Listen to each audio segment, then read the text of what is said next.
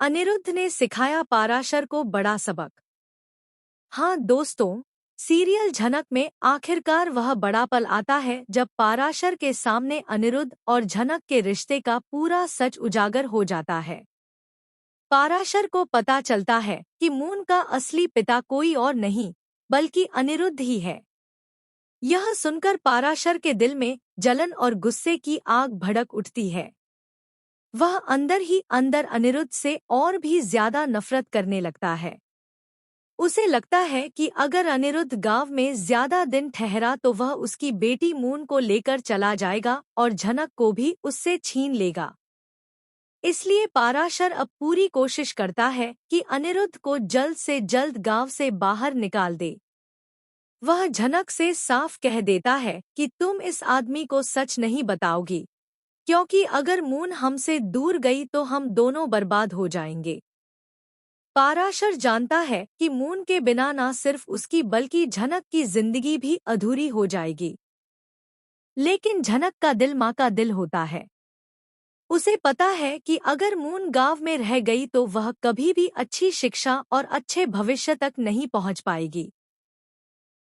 झनक जानती है कि अनिरुद्ध उसे शहर में बेहतर जिंदगी दे सकता है, जहां मून पढ़ लिख कर अपने सपने पूरे कर सकती है।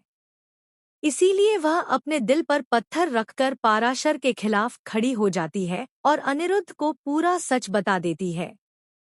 जब झनक अनिरुद्ध के सामने मून का सच रखती है तो अनिरुद्ध भी टूट जाता है। उसकी आंखों में आंसू आ जाते हैं कि उसकी अपनी बेटी इतने सालों से उससे दूर थी, लेकिन अब वह उसे अपनी गोद में भरना चाहता है। अनिरुद्ध पूरे प्यार और अधिकार के साथ झनक के पास जाता है और कहता है, मैं तुम्हें और मून को अपने साथ कोलकाता लेकर जाना चाहता हूँ। यह सुनते ही पाराशर का खून खौल उठता है। वह पूरे गांव वालों को इकट्ठा कर लेता है और सबको अपने पक्ष में कर लेता है। वह गांव वालों के सामने अनिरुद्ध को बदनाम करने की कोशिश करता है कि यह आदमी सिर्फ झनक की इज्जत खराब करने आया है और हमारी मून को छीन कर ले जाना चाहता है।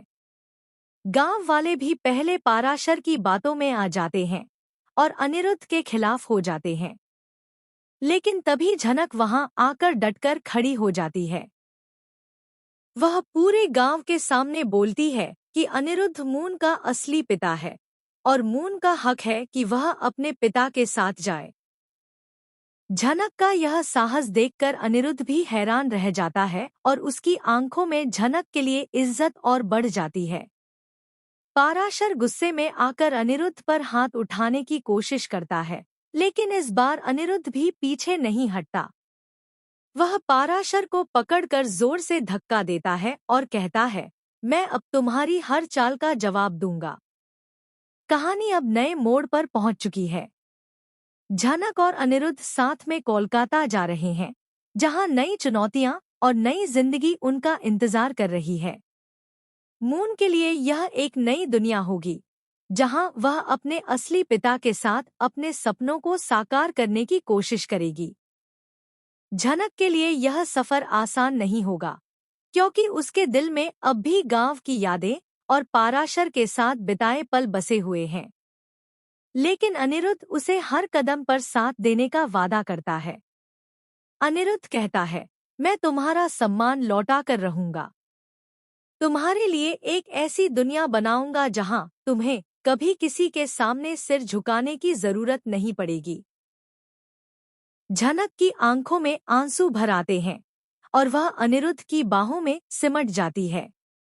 तो आगे की कहानी में हमें देखने को मिलेगा कि क्या